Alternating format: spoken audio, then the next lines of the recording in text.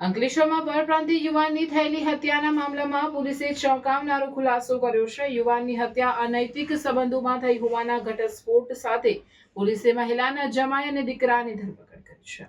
અંકલેશ્વરમાં તાજેતરમાં સામે આવેલી એક હત્યાના બનાવે વિસ્તારમાં ચકચાર મચાવે છે। મૂળ ઉત્તર પ્રદેશના પરપ્રાંતીય યુવાન મુન્ના લક્ષ્મણ પાલની હત્યાના મામલે પોલીસે ચોંકાવનારો ખુલાસો કર્યો છે। મૃતક યુવાનનો એક મહિલા સાથે અનૈતિક સંબંધ હતો। આ મહિલા અંકલેશ્વરમાં પાનનો ગલ્લો ચલાવતી હોવાનું જાણવા મળ્યું છે।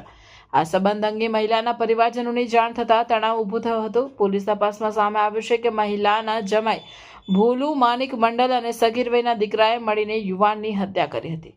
આરોપીઓએ ગુનાને અંજામ આપ્યા બાદ મૃતદેહને સારંગપુર નજીક ફેંકી દીધો હતો, જ્યાંથી ગળું કપાયેલી હાલતમાં મૃતદેહ મળી આવ્યો હતો। પોલીસે આ કેસમાં આરોપીઓની ધરપકડ કરી વધુ તપાસ શરૂ કરી છે।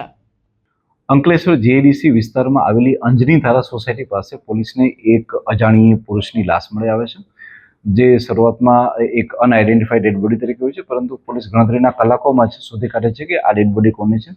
જે ખ્યાલ આવે છે કે આ ડેડ બોડી જે છે એ મુન્ના કે જે લક્ષ્મણ પાલના દીકરા છે, જેની ઉંમર આશરે 43 વર્ષના છે અને એ યુપીના રહેવાવાળા છે, તેઓની છે।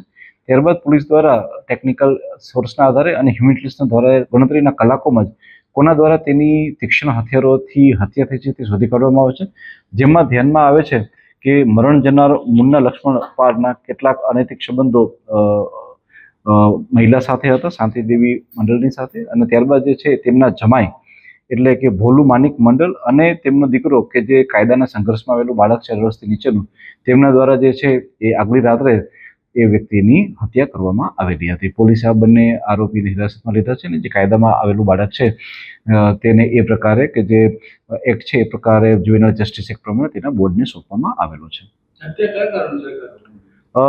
જે શાંતિદેવી દિલીપ મંડળ છે તેઓ એક પાનનો ગલ્લો ચલાવે છે અને તેમના ક્યાંય ને ક્યાંય સંબંધો જે હતા એ આ મરણ જનારની સાથે હતા, કે જેને લઈ અને શાંતિદેવીની સાથે અને એ મરણ જનારની સાથે રાત્રે બોલાચાલી થઈ હતી, કે જે વખતે તેમનો ત્યાં જમાઈ જે ભોલુ માનિક મંડળ અને દીકરો પણ હાજર હોય અને ત્યારબાદ બંને દ્વારા જે છે તેની હત્યા કરી દેવામાં આવે છે।